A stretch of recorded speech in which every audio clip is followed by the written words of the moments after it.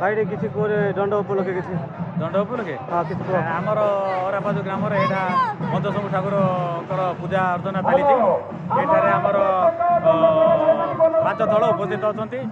ଆଉ ଗୋଟେ ହେଲା ଆମର 1 ନମ୍ବର ଦଳ ହେଲା ଗରଡ଼ା, ଦ୍ୱିତୀୟ ନମ୍ବର ଦଳରେ ଅଛନ୍ତି ଆମର ବଗିଆପଡ଼ା, ତୃତୀୟରେ ଅଛନ୍ତି ବାଲିଆପଡ଼ା, ଚତୁର୍ଥରେ ଅଛନ୍ତି ଆମର ସରଦାପୁର, ଆଉ ପଞ୍ଚମରେ ଅଛନ୍ତି ଆମର ଗମ୍ଭାରୀପଦର।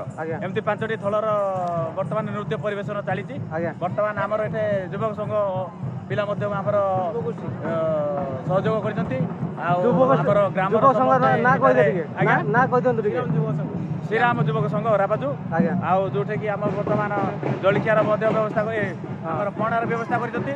ପଣାର ବ୍ୟବସ୍ଥା କରିବା ସଙ୍ଗେ ସଙ୍ଗେ ରାତ୍ରରେ ମଧ୍ୟ ଆମର ଅନ୍ନପ୍ରସାଦ ବ୍ୟବସ୍ଥା କରାଯାଇଛି। ଆଉ ପରେ ଆମର 8ଟା ସମୟରେ ଯାତ୍ରା ମେଳନ ପଡ଼ିଆରେ ଆମର ପଞ୍ଚସବୁ ଠାକୁରଙ୍କର ମିଲନ ବି ରଖାଯାଇଛି। ଆଉ ଏଠାରେ ବହୁତ ଲୋକ ମଧ୍ୟ ଆମର ହଜାର ଲୋକ ମଧ୍ୟ ଏଠି ଉପସ୍ଥିତ ଅଛନ୍ତି। ଯାତ୍ରାଟା ବହୁତ ସାଫଲ୍ୟମଣ୍ଡିତରେ ବର୍ତ୍ତମାନ ହେବାକୁ ଯାଉଛି।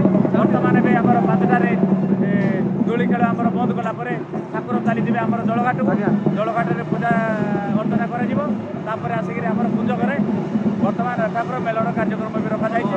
ଅନ୍ନପ୍ରସାଦ ମଧ୍ୟ ହାରାହାରି ଆମର 25ରୁ 30,000 ଲୋକ ମଧ୍ୟ ଏଠାରେ 40-50 ଖଣ୍ଡ ଗ୍ରାମର ଲୋକମାନେ ଏଠାରେ ଉପସ୍ଥିତ ଅଛନ୍ତି, ଦର୍ଶକ ଅଛନ୍ତି। ତେଣୁକରି ସବୁ କାର୍ଯ୍ୟ ଆମର ଶାନ୍ତି ଶୃଙ୍ଖଳାରେ ଚାଲିଛି।